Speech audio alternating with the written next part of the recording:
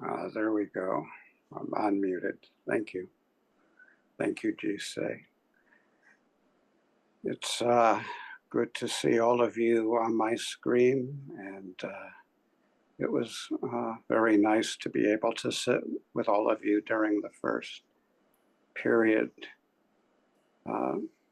In these very unsettled times, I've heard a number of people express gratitude for our practice, and I certainly resonate with that. I feel tremendous gratitude to be able to have this and ride the waves that seem to keep coming and coming and coming these days.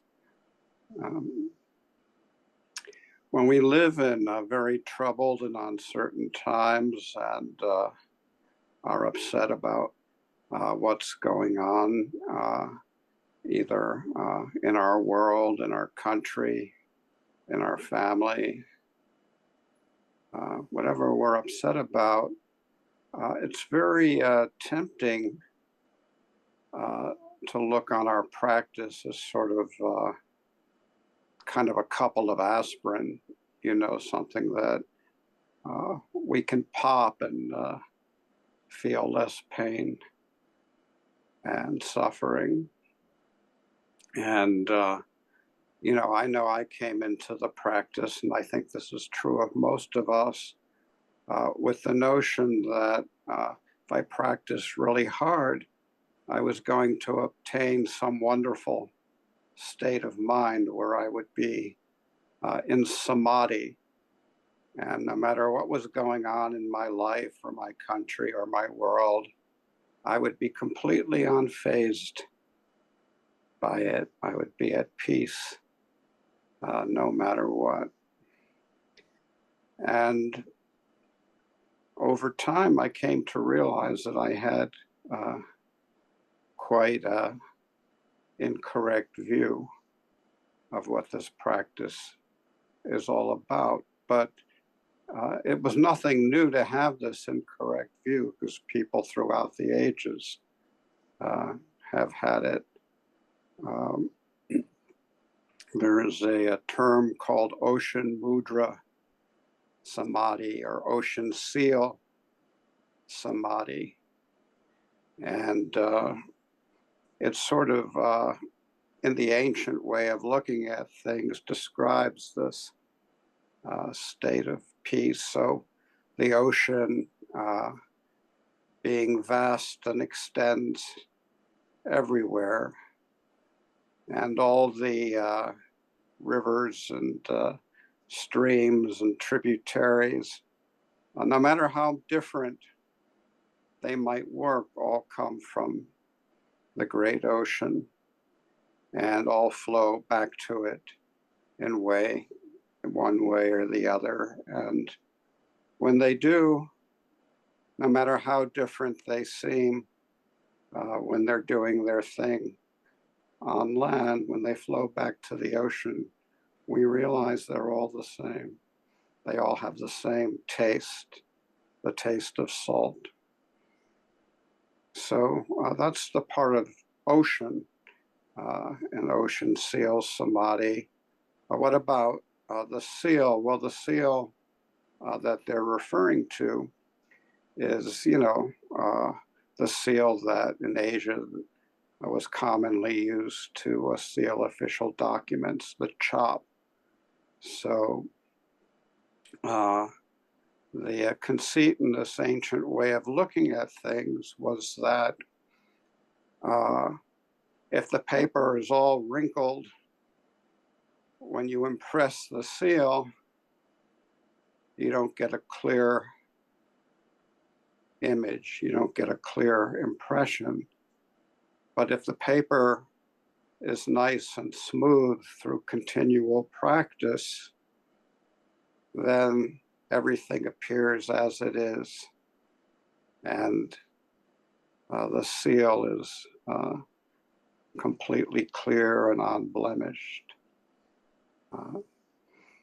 And So in that image, which I think is sort of an ancient way of looking at things, the idea is to keep your mind, your piece of paper, uh, without a wrinkle on it, so that you can see things exactly as they are, reflect the Dharma, be an ocean, seal Samadhi. And what most of us find to our frustration, if we have that idea about things, is even if in certain ideal circumstances our piece of paper becomes completely unwrinkled, sure as shooting, in a day or even an hour or two, our paper's going to get wrinkled up again. And so we ask ourselves, how can we find any peace when so much is going on, when our piece of paper is being completely wrinkled? This comes up in Dokusan all the time when students tell me, oh, my practice isn't working. My mind is so busy and anxious. They're sitting with the idea that they're supposed to become an unwrinkled piece of paper. But that is sort of a very early Buddhist way of looking at things. And we remember that the Buddha himself spent years of his practice doing very harsh asceticism, trying to attain the ideal mind state, to realize the truth through getting himself into some paranormal type of state. And eventually he realized the same thing, that no matter how much you starved yourself, how much you went without sleep, how many days you went without bathing, sooner or later, you were going to have to do all of those things. And so there was no way to find peace by chasing after a particular state of mind.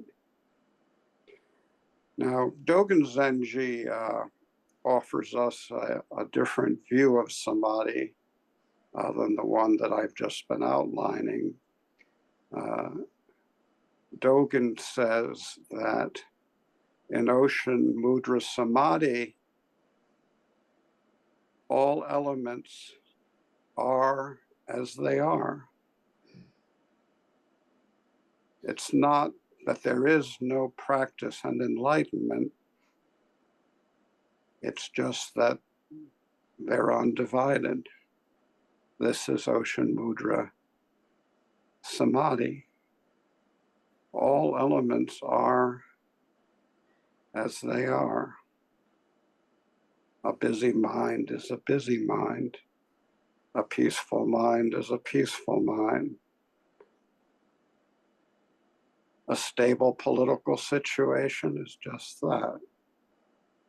And one that is moving in directions that are impossible to foresee where it's all going. It simply is as it is. This is Ocean Mudra Samadhi.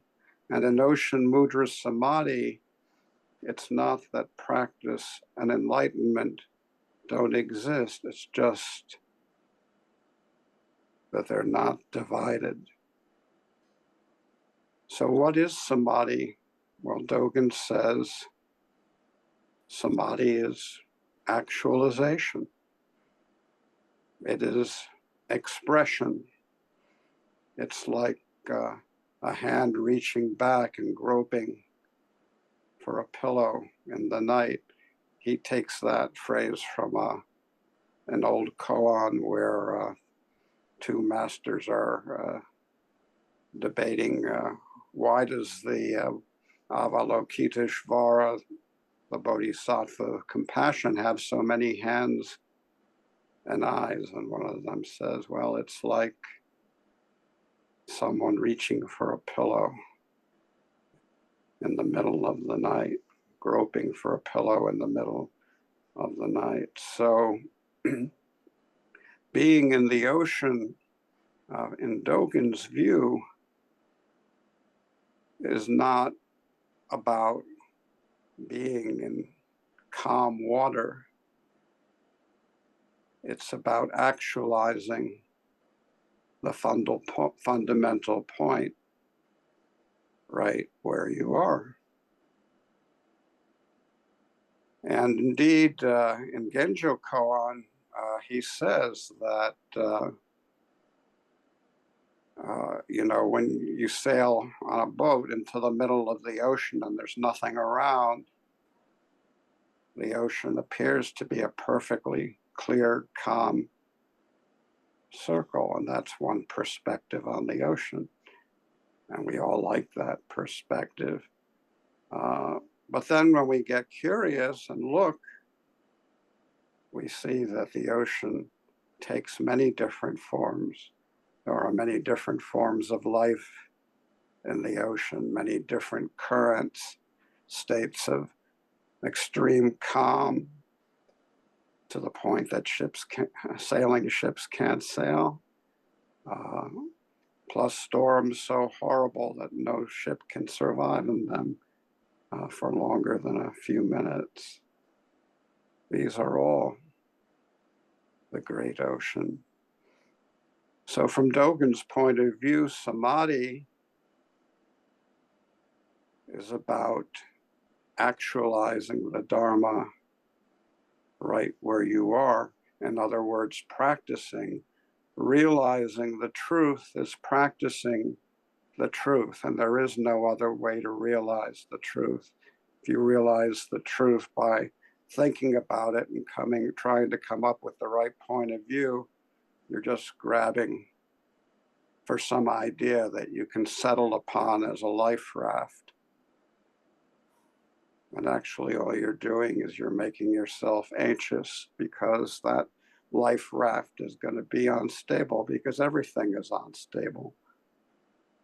The world appears and disappears moment to moment. So in the Blue Cliff record, we have another koan that I think approximates what Dogen is saying about ocean seal samadhi. So I'll share that with you, because it's a little bit of a humorous koan, but it makes, I think, a very fundamental point. So at government headquarters in Yingzhou, Feng Shui entered the hall and said to the assembly, "The seal of the ancestral teachers is like the workings of the iron ox. If you remove the seal, the impression remains. If you leave the seal where it is, the impression is ruined." Okay, so so far this is a pretty standard teaching. Don't hold on to anything. Don't grasp a particular position of the seal. But then he goes further, and I think he goes into the territory of what Dogen calls going beyond Buddha. He says, if you neither leaving the seal nor taking it away, is sealing right or is not sealing right? So neither leaving the seal and muddying up the impression, nor taking it away and leaving a clear impression, neither falling onto either of those two sides is sealing right or is not sealing right? Where do you find rightness? Where do you find the true peace of sealing? Well, after hearing that, an elder named Lu Pi came forward and he said, well, I have the workings of the iron ox. I asked the master not to impress the seal. So Lu Pi obviously thought he had attained something. He'd clarified his mind. The seal was leaving a clear impression. I've attained the workings of the iron ox. Master, don't impress the seal. And Sui said, being accustomed to scouring the ocean searching for whales, I regret that I only find a little frog crawling in the mud. Lu Pi stood there thinking. Sui shouted and said, why don't you say something, elder? Lu Pi hesitated. Sui hit him with his whisk and said, don't you remember the saying? Try to quote it. And just as Pi was about to open his mouth, Sui hit him with his whisk again. The governor said, the Buddhist law and the law of kings are the same. Sui said, what principle have you seen that you speak this way? And the governor said, if you don't settle what is to be settled, instead you invite disorder. At this, Sui got down from the Dharma seat and left the hall. So, what's all this about? Well, Lu Pi thought he'd attained something, but what he couldn't deal with is having his box shaken. So, yes, I've attained the workings of the iron ox. Well, that's fine, whatever that means, and whenever you did it. But what about now when I'm hitting you with a whisk? What about now when the world seems to be falling into a black hole and we don't know whether it's going to pull itself out again? What about now? And what about now? And what about now? That's always the question that's being asked, isn't it? What about now? How do you respond? How do you respond with compassion, actualizing your own wisdom? Pi couldn't do it. All he had was a little experience that he'd managed to gin up during a session. What a poor little frog. And then the governor makes the same mistake in a different way. In the commentary, it says, well, the governor seems to be right, but he's not really right.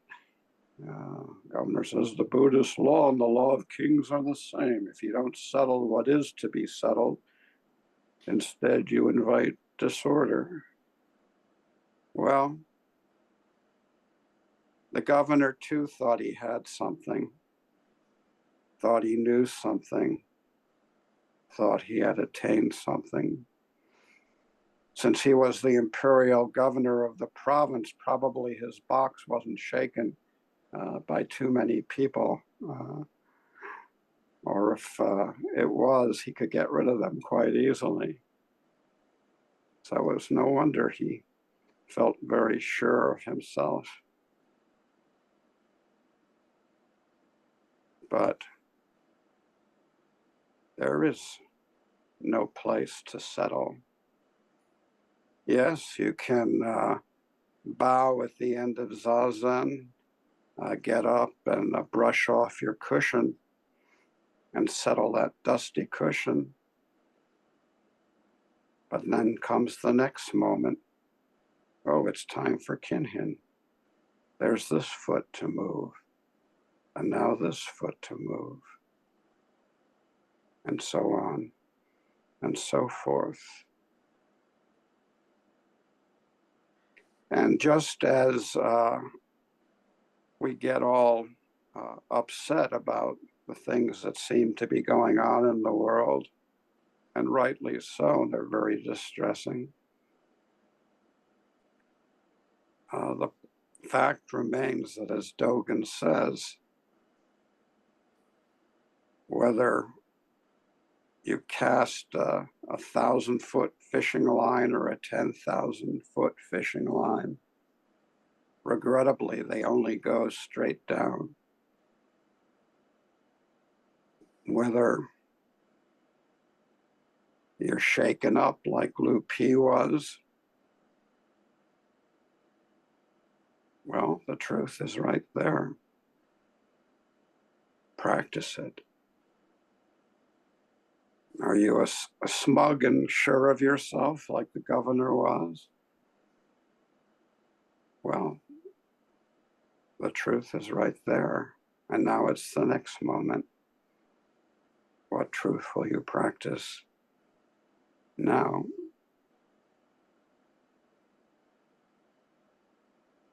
This morning I woke up and I was really, just probably like everyone else. I feel very distressed by what's going on in our country. And then my distress sort of fades and I say, well, we're going to pull out of this somehow. And then I get distressed again. Well, I woke up and I was distressed. And, well, there was coffee to be made. And so I ground the coffee beans and put them in the coffee filter. The water in the kettle was subjected to the heat of the gas stove. And after about 5 minutes, it boiled. And then I poured the boiling water over the grounds, and it made coffee. And then I drank the coffee, and it felt better. So even if you're a little frog crawling through the mud like me, you have the opportunity to enjoy ocean mudra, samadhi, the way the taste of Dharma pervades both our happiness and joys, and our sorrows, and our woes, and our fears, and our anxieties. Just by taking the next step like we do in slow kinhin. There's one foot goes, and then the next foot, and then the next foot. And then we walk fast. And then we sit down. And then we do zazen. And our mind is either very busy, or it's bored, or it's calm and peaceful. And whatever the mind is, we just practice with it. We let thoughts go, come back to things as they are, to our reference point, to the breath, to the posture, to the koan, whatever we're working with. And if a second or two later our minds go galloping off again, that's fine. We notice it, we let it go, and we come back. We don't engage in this practice of zazen in order to get to some particular state of mind. Ocean Mudra Samadhi is simply doing zazen, not attaining some particular state of mind. Ocean Mudra Samadhi is simply preparing and drinking coffee, giving $1 to a beggar on the street, hearing a child cry and picking it up. Is anything attained or not? So my hope for myself, and I hope for you, is that we can practice with the minds we have, not the minds we think we're supposed to have. If we're calm and peaceful, that's wonderful. We can practice with that. If we're full of anxiety and pain, that's wonderful. Doesn't feel wonderful, but it is. We can practice from right there. We can put one foot in front of another. And as Maizumi Roshi said, we can really appreciate our life and be grateful for our life and for our practice.